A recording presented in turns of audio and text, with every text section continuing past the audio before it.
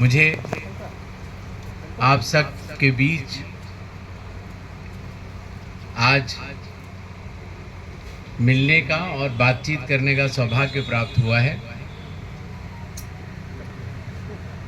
मेरे साथ झारखंड के chief electoral officer Shri Ravi, additional CEO doctor Neha, हमारे रामगढ़ के जिला कलेक्टर और चुनावी प्रक्रिया से जुड़े हुए हमारे returning officers, volunteers, booth level officers जिनसे मैं भी संवाद करके आ रहा हूं, उन सब से मिलने के बाद मुझे ऐसा लगा कि झारखंड में डेमोक्रेसी की एक बहुत सशक्त नींव है। जैसा आप सबको पता है, भारत का हर नागरिक जो 18 वर्ष की आयु पूरा कर चुका हो, उसे निर्वाचक अवश्य बनना चाहिए। और निर्वाचक सूची में एक बार नाम आने के बाद उसको मतदाता भी अवश्य बनना चाहिए। चुनाव आयोग हमेशा मतदाताओं के साथ खड़ा था, खड़ा है और खड़ा रहेगा। जैसा आप सबको पता है, देश के हर बूथ, हर पोलिंग बूथ पर राज्य सरकार का एक बूथ लेवल ऑफिसर नामित किया जाता है। यही नहीं, हर बूथ पर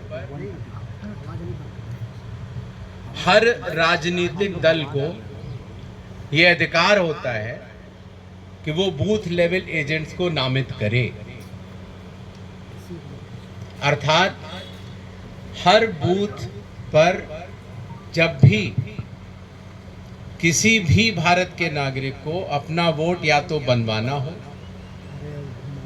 या वहां पर वो ऑर्डिनरी रेजिडेंट न हो, अर्थात उनका वोट उस बूथ से हटाना हो, या उनके जो एपिक कार्ड होता है उसमें कोई भी डिटेल्स को बदली करनी हो, तो ये प्रक्रिया हर असेंबली कॉन्स्टिट्यूएंसी में राजनीतिक दलों के बूथ लेवल एजेंट्स के साथ मिलकर राज्य सरकार के बूथ लेवल ऑफिसर्स अपनी एक रिकमेंडेशन देते हैं, जिसको कि हर असेंबली कॉन्स्टिट्यूएंसी में इलेक्टोरल रजिस्ट्रेशन ऑफिसर उसके ऊपर अपना निर्णय दे देते हैं। इस निर्णय के बाद आपका नाम मतदाता सूची में सही तरीके से उस बूथ के लिए आ जाता है। इसके बाद भी अगर किसी भी राजनीतिक दल को या किसी भी निर्वाचक को अगर अपनी सूची में, निर्वाचक सूची में कोई भी बदलाव करना हो, तो इसके ऊपर लोक प्रतिनिधित्व कानून की धारा 24A के तहत जिला मजिस्ट्रेट को अपील होती है। अगर जिला मजिस्ट्रेट की अपील के बावजूद कोई भी निर्वाचक या राजनीतिक दल संतुष्ट नहीं होता है, तो लोक प्रतिनिधित्व कानून की धारा 24B के तहत एक और अपील राज्य के चीफ इलेक्टोरल ऑफिसर के पास होती है। इतनी व्यापक प्रक्रिया के तहत बनते हैं हर बूथ के लिए निर्वाचक सूची के पन्ने। और आप सबको जानकर खुशी होगी कि झारखंड में आज की तारीख में न तो किसी भी जिलाधिकारी के पास कोई अपील पेंडिंग है और न चीफ इलेक्टोरल ऑफिसर के पास कोई अपील पेंडिंग है। अर्थात जो निर्वाचक सूची आज की तारीख में झारखंड में है, वो लगभग 100% सभी राजनीतिक दलों के साथ साथ सभी निर्वाचकों की संतुष्टि के अनुसार बनी हुई है। इन्हीं छोटे शब्दों के साथ अभी हम 2 दिन यहाँ और रुकेंगे झारखंड में। थोड़े कठिन जगहों पर भी जाना है। आप सब लोगों को बहुत बहुत धन्यवाद और एक बार फिर जोहार, नमस्कार। यूएस की डायरेक्टर सवाल उठाया है कि ईवीएम वल्नरेबल है टू द हैकर। ऐसे में सवाल उठता है क्या हमारे ईवीएम सर सिक्योर है पूरी तरह से? सर एक सवाल तो ले लीजिए सर सवाल ले लीजिए सर एक सवाल है। यूएस में सवाल उठने के बाद ये सवाल उठता है सर, यहाँ भी सवाल अक्सर उठता रहता है क्या हमारे ईवीएम बैठते सर सिक्योर फ्रेम सर गड़बड़ हो रही है।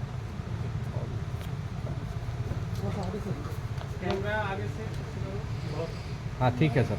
दुनिया के विभिन्न देशों में जहाँ जहाँ डेमोक्रेसी है वहाँ पर इलेक्टोरल रोल बनाने की प्रक्रिया और मतदान करने की प्रक्रिया के लिए कई अलग अलग विधियां हैं। कुछ देशों में इलेक्ट्रॉनिक वोटिंग सिस्टम्स कहा जाता है, जहां पर इंटरनेट, प्राइवेट नेटवर्क्स से जुड़ी हुई मतदान की प्रक्रिया है। जहां तक भारत का सवाल है, भारत में मतदान करने के लिए विगत कुछ दशकों से इलेक्ट्रॉनिक वोटिंग मशीन्स का उपयोग होता है, जो भारत में पब्लिक सेक्टर द्वारा बनाई जाती हैं। इन मशीनों के ऊपर वैधिक अर्थात लीगल स्क्रूटनी भी हो चुकी है और पूर्णतः इलेक्ट्रॉनिक वोटिंग मशीन जो भारत में होती है वो न तो इंटरनेट से जोड़ी जा सकती है, न ब्लूटूथ से जोड़ी जा सकती है, न इंफ्रारेड से जोड़ी जा सकती है। किसी भी तरीके से इलेक्ट्रॉनिक वोटिंग मशीन किसी से नहीं जुड़ती और इसीलिए उसको टेम्पर करना भी संभव नहीं है।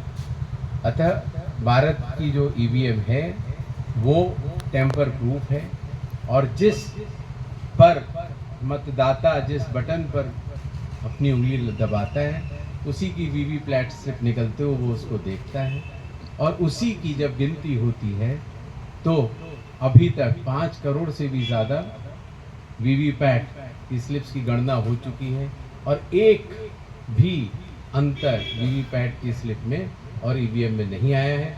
इसीलिए भारत के निर्वाचकों को और भारत के मतदाताओं को चुनाव आयोग आश्वस्त करना चाहता है कि उनकी जो ईवीएम प्रणाली है वो हर तरह से सुरक्षित और वही रिजल्ट देती है जो भारत का मतदाता चाहता है। धन्यवाद।